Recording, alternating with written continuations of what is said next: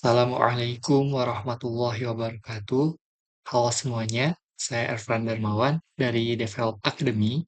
Kali ini kita akan melanjutkan kelas membuat website perpustakaan digital menggunakan Laravel 12. Pada video ini kita akan melakukan integrasi untuk halaman manajemen pengguna. Nantinya kita akan melihat daftar user yang terdaftar di website ini. Tapi hanya ada info nama, email, dan status saja. Dan ada tombol block atau unblock user.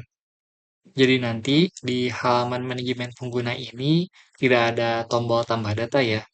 Cukup menampilkan list dan tombol actionnya saja. Nah, langsung saja kita buka project kita kembali menggunakan Visual Studio Code ataupun editor sejenisnya. Yang pertama, kita akan update dulu untuk tampilan dari halaman manajemen pengguna atau list pengguna. Kita buka dulu file yang terdapat di folder resource, views, panel, lalu bagian users, pilih index.blade.php yang ada di sini.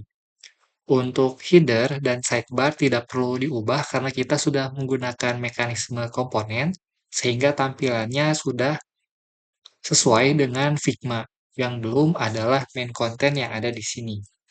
Nah, untuk mempersingkat waktu, kita akan copy paste saja dari bagian list kategori karena kelasnya itu sama.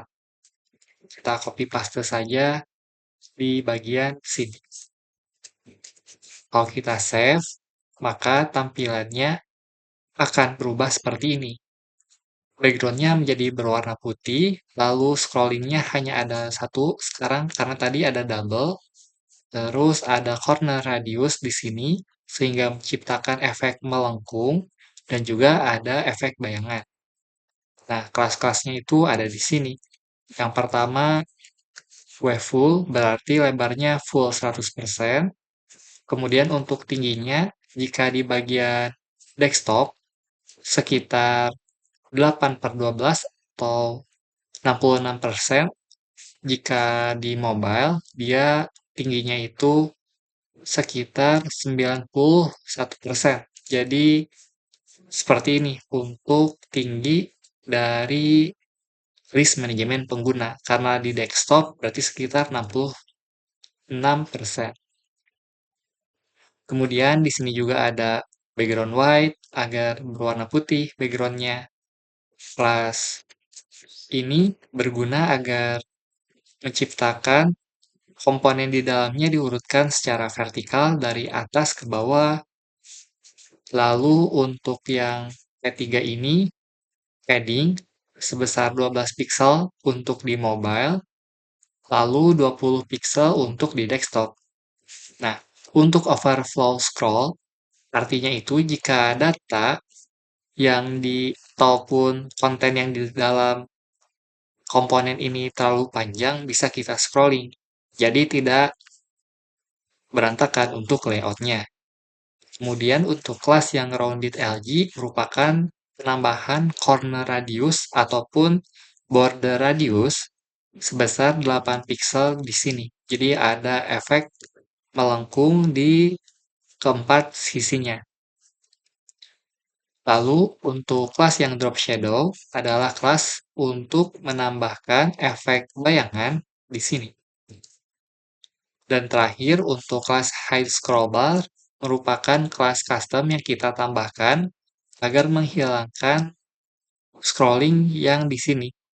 Karena sebelumnya ada double scrolling ya, jadi ada scrolling yang di bagian table dan ada scrolling yang di bagian main kontennya. Nah, kita menghilangkan scrolling yang di main kontennya, jadi cukup satu yang ada di table. Nah, jika sudah, kita akan buat satu buah controller agar menampilkan data user di halaman ini. Caranya kita buka kembali terminal di Visual Studio Code ini, kita ketikkan php artisan make controller user controller. Untuk nama controllernya bebas, di sini saya namakan user controller. Kita enter saja, maka akan muncul pesan bahwa telah berhasil dibuat. Lokasinya ada di folder app, http, controllers, lalu ada di sini, user controller. Nah, di sini kita akan buat satu buah fungsi baru, namanya bebas. Kalau saya biasanya untuk mendapatkan list data, menggunakan nama fungsinya index. Nah, di dalam fungsi ini, kita perlu mengecek dulu role dari user yang sedang login. Apakah role-nya admin atau bukan. Karena data list pengguna yang ada di sini hanya bisa diakses oleh role admin. Jadi kalau yang bukan admin tidak bisa mengakses halaman tersebut. Caranya kita tampung dulu data user yang login ke variabel baru. Di sini saya namakan variabel user. Kita panggil fungsi out user titik koma. Jadi nanti data user akan bisa diakses melalui variabel user ini. Jadi kita akan coba cek dulu untuk role-nya. Caranya panggil variabel role, kemudian ambil panggil variabel user, lalu panggil objek role-nya. Kita cek apakah dia admin atau bukan. Kalau dia bukan admin, kita akan redirect ke halaman panel atau ke list buku. Nah, jika dia role-nya admin, tidak akan masuk ke if ini. Tetapi kalau role-nya selain admin, semisal user, akan berhenti di sini dan kembali ke halaman list buku. Nah, selanjutnya kita akan mengambil data dari database.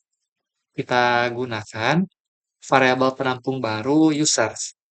Kita lihat ya, ada perbedaan di sini users plural, di sini user singular. Yang artinya user ini hanya ada satu data, sedangkan users ini berbeda dengan variabel user. Karena untuk variabel users yang ini akan menampung lebih dari satu data. Jadi kita perlu melihat dengan seksama ya nama variabelnya. Sebenarnya bebas, tapi saya biasa menggunakan seperti ini. Karena plural ini ibaratnya itu penanda bahwa data di dalam sini lebih dari satu. Kita akan panggil objek modelnya terlebih dahulu.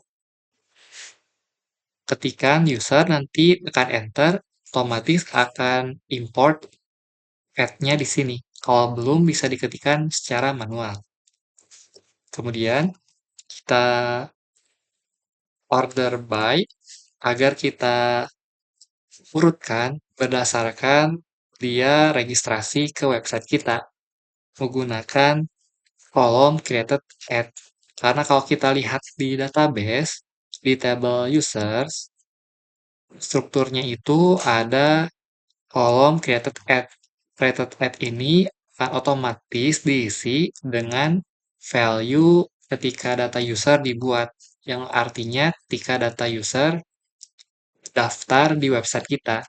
Jadi kita panggil dengan kolom ini. Kemudian kita urutkannya itu berdasarkan data yang paling baru atau descending.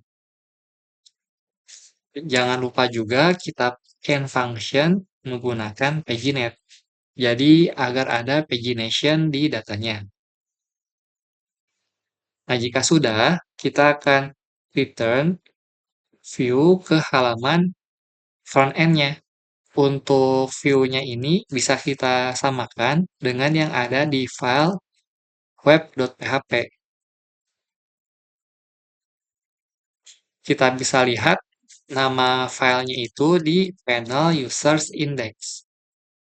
Jadi disamakan saja panel users index karena filenya itu terletak di folder panel, folder users, lalu nama filenya index.blade.php. Cukup sampai index saja, untuk extensionnya tidak perlu ditambahkan. Extension itu yang .blade.php. Jadi cukup nama file yang indeksnya saja. Nah, jika sudah, kita akan kirimkan data user menggunakan variabel user yang ini. Jangan sampai tertukar dengan variabel user yang di atas. Jadi pastikan kita menggunakan yang users.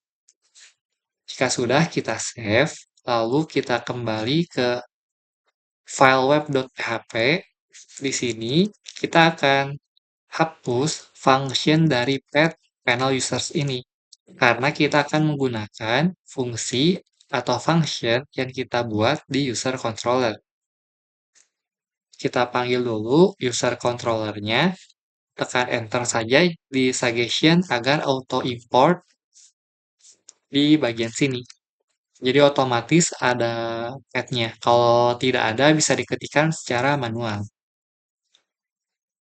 User controller, titik 2 kelas, lalu pilih atau ketikkan nama fungsinya di sini, index. Sesuaikan pokoknya yang ada di sini, nama fungsinya. Jika sudah, kita save terlebih dahulu, lalu kita ubah untuk looping yang ada di halaman list penggunanya. Ini masih pakai looping tanpa data asli ya, masih looping dummy. Kita akan hapus, kita ubah menjadi for each. Nah, di for each ini kita panggil variable users-nya. Lalu kita simpan masing-masing datanya itu di variable item. Jadi kita bisa panggil datanya menggunakan variable item di dalam sini. Jangan lupa juga tutup for each di atas menggunakan and for each karena kalau and for saja akan terjadi error. Jadi samakan dengan and for each. Karena ini dari Laravel-nya. Jika sudah, kita akan coba untuk tampilkan sampel namanya dulu. Kalau kita lihat di struktur data, kolomnya itu name. Untuk yang email, email. Lalu untuk yang status, yang ini, status. Kita panggil name di sini, lalu email, lalu status. Kemudian kita panggil juga yang created at untuk melihat informasi kapan dia dibuat, informasi usernya dibuat atau diregistrasi. Kita save, lalu kita coba jalankan kembali project kita menggunakan command composer run dev. Kita coba tunggu. Nah, jika sudah jalan, kita buka kembali website kita. Kita coba refresh. Nah, sudah muncul nama user, email, status, dan created ad. Nah, tapi ternyata ada data yang kurang informatif di sini. Statusnya itu dan created ad masih sesuai dengan format di database. Masih seperti ini. Nah, kita perlu untuk mengubah formattingnya agar lebih informatif. Caranya, kita akan coba update dulu untuk yang bagian status. Untuk yang bagian status, kita bisa berikan kondisional di sini menggunakan simbol tanda tanya. Lalu kita set dua kondisi. Kondisi yang pertama bernilai true, kalau kondisi yang salah atau yang sebelahnya itu kondisi false. Jadi ketika statusnya bernilai true, akan menampilkan teks status aktif ini. Kalau misalkan dia tidak bernilai true, akan menampilkan teks inaktif. Nah, padahal kan status nilainya 1, bukan true. Nah, bedanya status 1 dengan status true itu tidak ada bedanya ya, karena secara logik untuk true itu disimbolkan dengan angka 1. Kalau untuk logic false condition simbolkan dengan angka 0. Jadi ini bernilai true untuk di database MySQL ya, karena kita menggunakan database MySQL.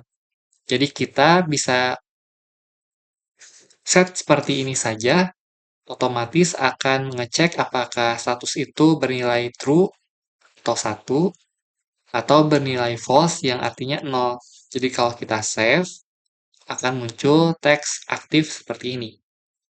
Lalu untuk yang created at, kita bisa gunakan fungsi format seperti yang ada di list buku. Kita bisa copy saja untuk list formatnya dari list buku. Kita panggil seperti ini. Kalau kita save, dia akan berubah formatnya menjadi tanggal, bulan, tahun, lalu informasi waktu. Nah, selanjutnya kita akan coba tambahkan tombol juga di sini. Karena asalnya kan masih text block button saja. Kita akan coba untuk tampilkan conditional button. Apakah user itu bisa diklik tombol block atau tombol unblock. Kita akan coba copy dulu untuk tombolnya. Baru kita tambahkan kondisionalnya. Nah, kita bisa copy dari sini. Kemudian kita coba tambahkan kelas dari tabel datanya agar bisa diurutkan secara horizontal dan juga ada paddingnya. Kita akan set untuk actionnya ke dummy dulu, ke agar di sini. Lalu ada confirmation dialog, apakah Anda yakin untuk melakukan blokir terhadap data ini. Kemudian metodenya kita ganti menjadi put. Karena nanti di tombol ini mengubah status dari user. Alangkah baiknya jika terdapat perubahan data, metodenya itu put dibandingkan post. Nah, kita akan coba menjadi blokir user. Lalu kita buat satu buah tombol lagi untuk unblock user. Kita samakan saja menjadi block user, unblock user. Kita ganti untuk teksnya, apakah Anda yakin untuk melepas blokir terhadap data ini? Lalu kita ganti warnanya menjadi warna hijau. Kita save dulu. Nah, tampilannya seperti ini. Tetapi kita yang perlu ubah di sini adalah kondisional. Kenapa? Karena kan di sini statusnya sudah aktif ya. Tidak mungkin kita unblock lagi, karena kan statusnya aktif. Jadi, untuk status aktif ini hanya bisa klik tombol block user. Oleh karena itu, kita bisa tambahkan if di sini menggunakan variabel item untuk mengecek data dari usernya. Kita cek statusnya itu true atau false. Kalau true atau aktif, berarti muncul tombol block user. Kalau misalkan dia tidak aktif, berarti tampilkan unblock user. Jadi, tambahkan else dan end if di sini. Jadi, ketika di save, maka tampilannya seperti ini. Ada block user untuk status aktif. Untuk di video ini cukup menampilkan seperti ini dulu. Nanti di video selanjutnya akan kita bahas fitur block dan unblock usernya ya. Nah, sebelum berakhir, saya akan coba testing untuk pagination-nya. Kita akan coba tes untuk datanya. Kita kurangi menjadi 2 data. Kalau kita refresh, nah belum ada pagination-nya ya. Kita akan coba tambahkan untuk komponen pagination-nya. Kita bisa lihat kembali ke list buku. Kemudian, copy data atau kode dari sini. Simpan sebelum tag main yang ada di bawah. Jadi masih di main content tapi di bagian paling bawah. Lalu ganti variable books-nya ke variable users. Seperti ini. Kita coba save. Lalu kita coba klik halaman selanjutnya. Sudah menampilkan datanya juga ya. Lalu kita coba cek di tampilan mobile. Klik kanan, inspect elemen. Nah, lalu pilih yang icon toggle device toolbar. Pilih yang mobile small. Nanti tampilannya seperti ini. Kalau kita lihat, layoutnya tidak berantakan dan pagination-nya juga sudah berjalan dengan normal. Jadi untuk pengerjaan fitur integrasi manajemen pengguna sudah berhasil ya. Jika kamu mengalami kendala atau kesulitan di bagian ini, kamu bisa sampaikan di kolom komentar YouTube ataupun di channel Discord.